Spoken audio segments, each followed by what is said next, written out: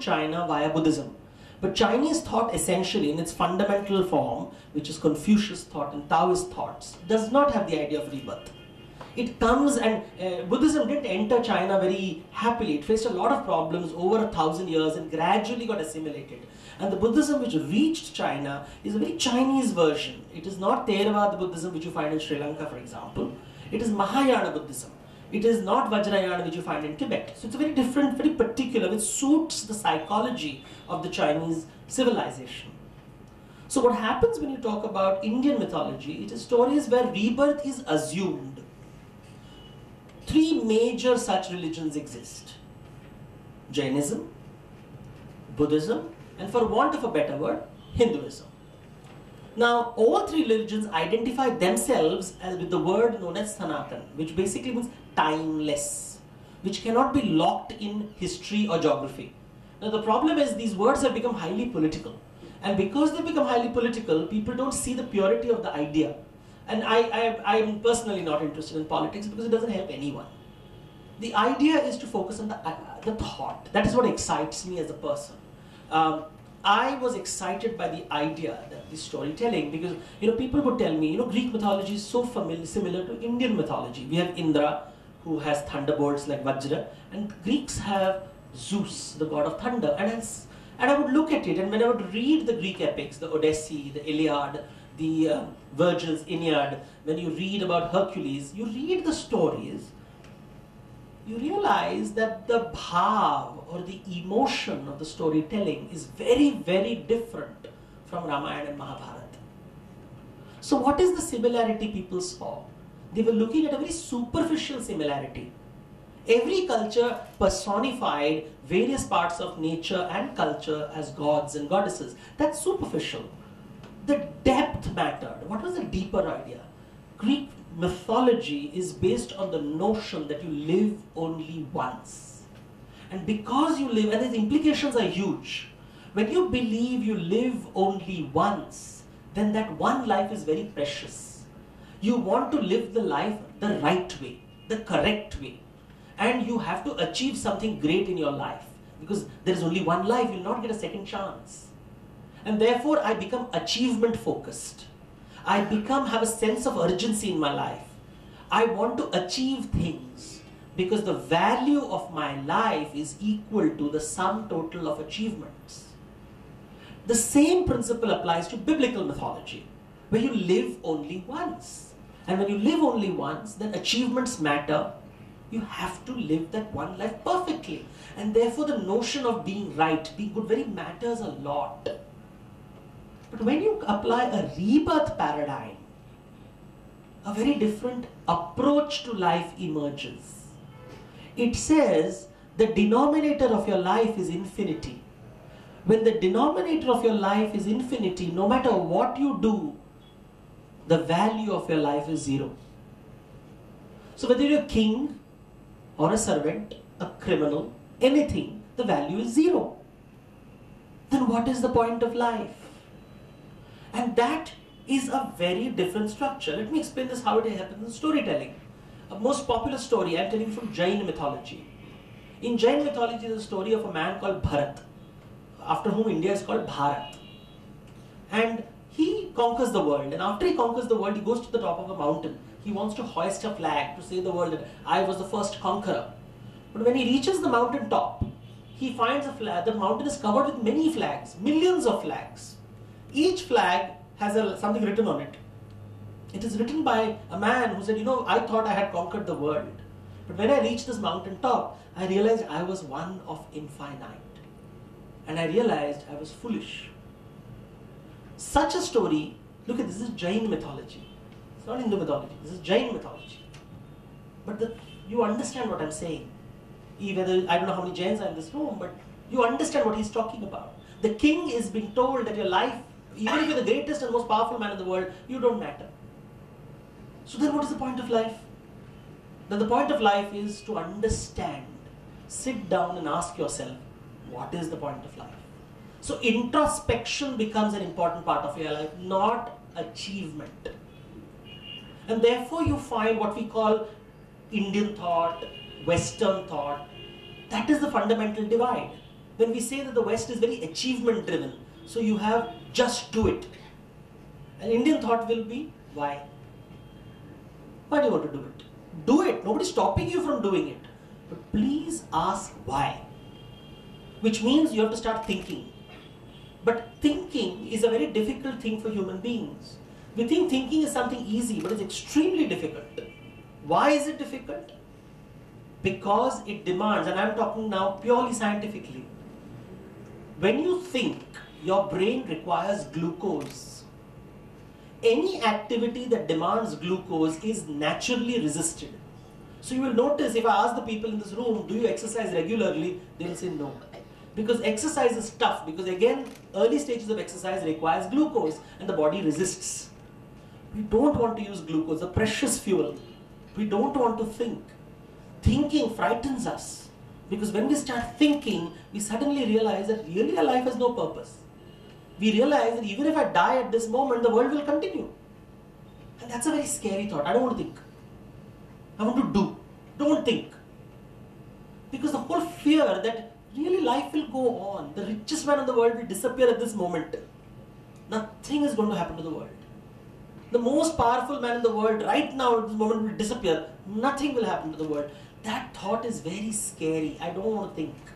And yet the purpose of the civilization is think, think, think. Ask why. And that is the fundamental difference.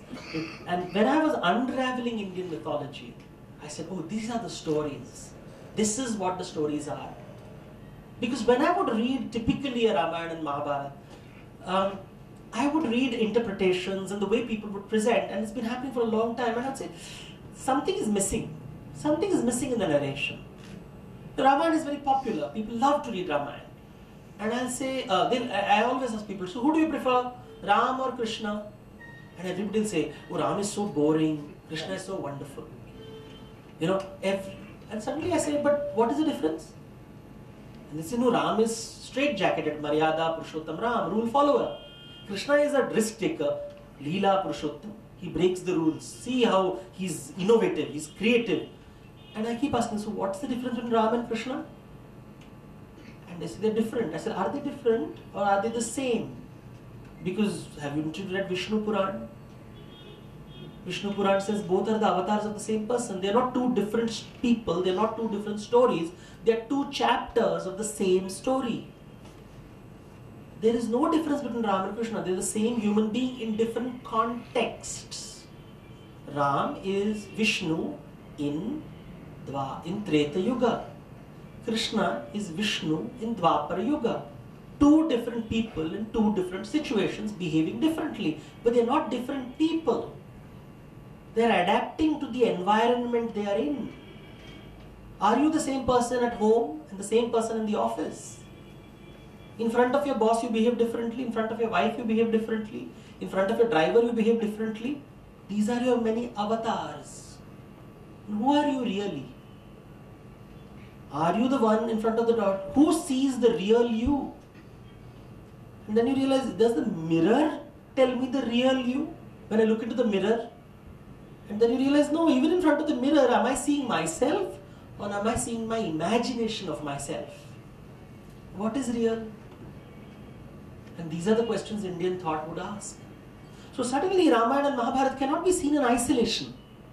You cannot see Ramayana in isolation, and that's the biggest discovery of mine. I suddenly realized we are taught to think like the West, which is look at things in isolation, not in a context. So look at the tiger without looking at the jungle. You cannot understand the tiger unless you understand the jungle.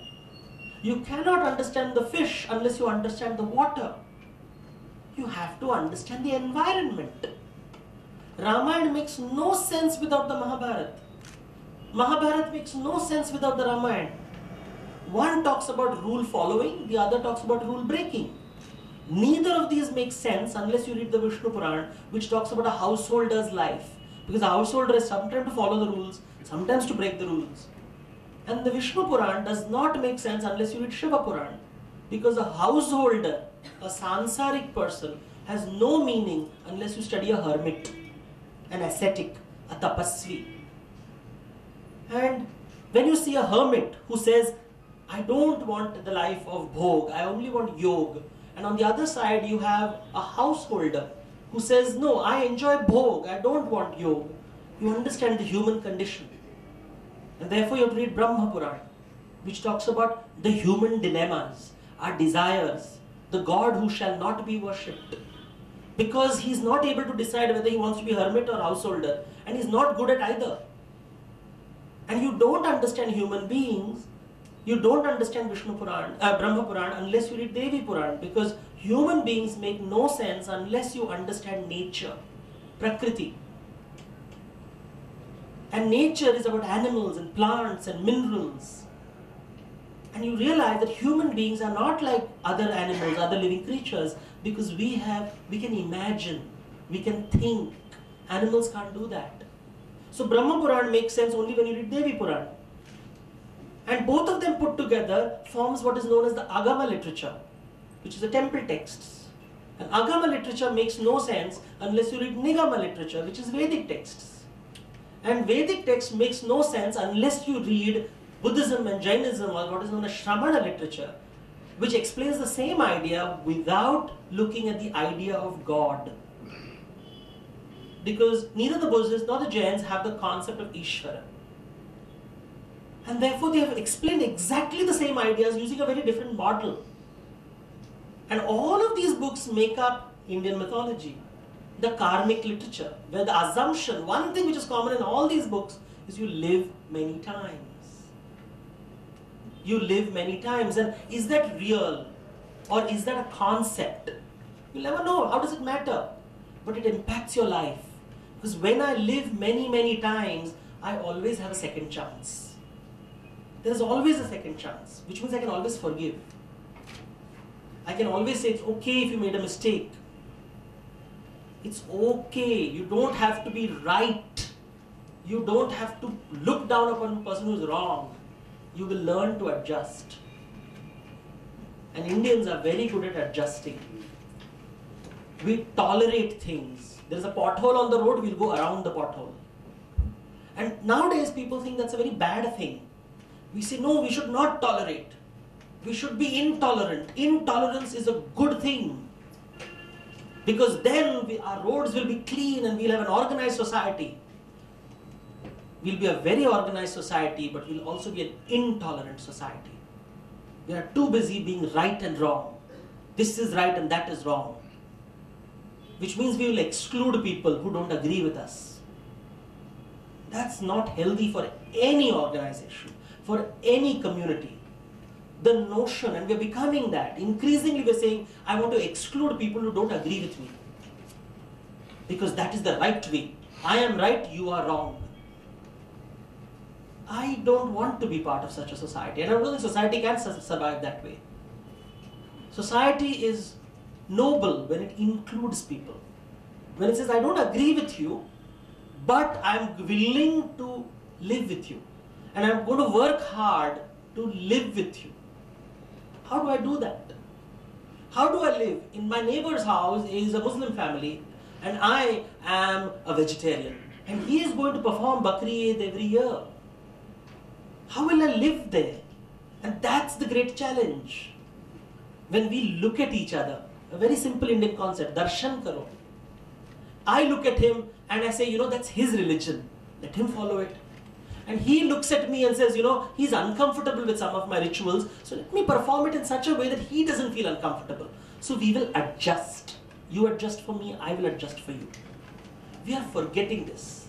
Increasingly we think of these words as the root of corruption. Anything associated remotely with Indian ideas is associated as wrong.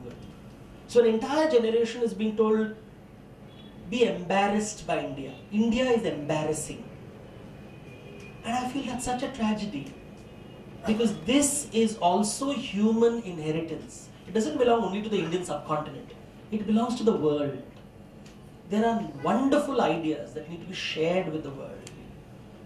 And therefore, unraveling Indian mythology becomes important. The stories, the symbols, the rituals that we perform, for better or for worse, have been transmitted over generations for thousands of years, and most of the time we don't know why we are doing it. And what is the good thing about it? People say, it's mindless ritualism. That's a word which you use. But remember, because somebody meticulously follows it, even I can see the ritual which somebody saw 1,000 years ago. Which means the transmission is so accurate, without change. The person doesn't understand it, but he ensures its flawless transmission. And that flawless transmission allows me to decode the story very well, because I see its purity. And I am able to say, oh, that's what they're saying. That's the bhavartha, not shabdartha. Shabdartha is the literal meaning. Bhavartha is the emotional meaning. And when I understand it, I also realize that, I can't share this meaning with anyone else. This is my meaning, I have understood it. With the other person, I have to ensure he sees the ritual in its pure form. And therefore, the rituals are mindless. There is value to mindlessness also. Not everything can be understood by everyone. But transmission ensures that generations will see the same thing, and out of 100 people, one person may turn out to be very wise. And he will say, I don't need rituals. But he'll say, I may not need rituals, but my child may not be so wise. He needs the ritual. And out of those 100 people, 50 people will never understand, which is okay. There's another life. In his next life, he'll understand. What's the hurry? Everybody doesn't have to be Einstein in one life. But all of us will one day be Einstein. Or maybe we are Einstein in a particular context. I may not be great at work, but I might be great at home. I may be at home and I'm just the person who cooks the best idlis in the world. Is that a bad thing? We have decided not to give it value. But it is valuable. Ask the person who enjoys the idlis. When that person goes away, that taste will go away with that person. Because you can never reproduce it again. And these are the ideas which are there in India. It's how you read the stories. And I have been fortunate enough to get access to them. And really I've got access to them because most of them have been translated in English, which is not an Indian language. I always tell people, there are Ramayana in India written in every language in India. So to read all the Ramayans, I have to know all the Indian languages or English. Because if I know English, I can read translations of all of them. No other language. And therefore I'm grateful to the British. I'm grateful for them to allowing me access to, how many of you all would have read Bhavartha Ramayana Marathi? Or Dandi Ramayana in Odia? Or Tulsi Ramayana in Hindi? Or Giridhar Ramayana in Gujarati?